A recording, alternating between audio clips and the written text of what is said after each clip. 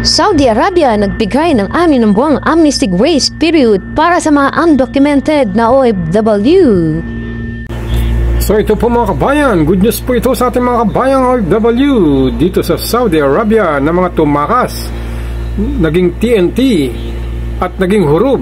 Ngayon po ay pwede na po kayong maghanap ng mga bago nyong employer para po matanggal ang hurub ninyo para sa mga domestic workers at magtatagal ito ng 6 na buwan mula May 11 hanggang November 10, 2025 para makahanap po kayo ng bagong employer at mabigyan po kayo ng bagong dokumento tulad ng kontrata at mga bagong ikama na wala po kayong kahit anumang babayaran o multa. Mga kababayan, watch po natin ang mga balitang ito.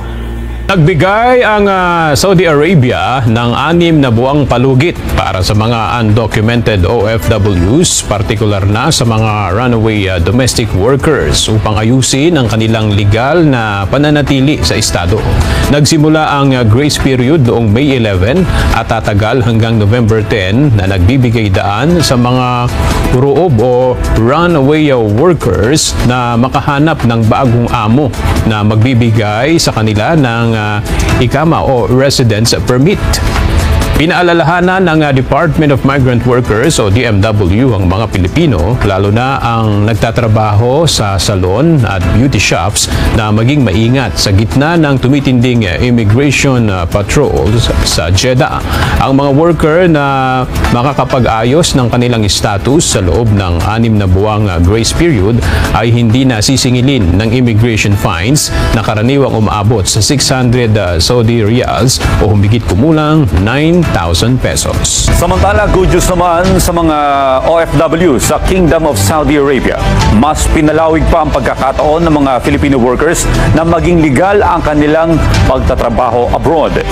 Inanunsyo na kasi ng Department of Migrant Workers o DMW na binigyan na ng 6 na buwang grace period ng Saudi government ang mga undocumented o runaway workers para makapag-ayos ng kanilang regularization status. Mula May 11 hanggang November 10, pwede silang maghanap ng bagong employer na magbibigay ng ikama ng walang kailangang bayarang multa.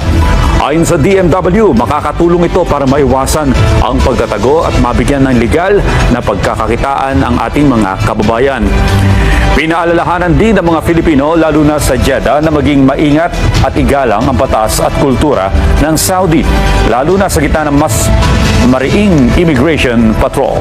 Para sa karagdagang impormasyon, nilalagay ko sa description ng video na ito ang post ng Migrant Workers Office dyan sa Saudi or dating Polo para alam nyo ang gagawin nyo para maayos nyo dyan ang status nyo sa Saudi Arabia.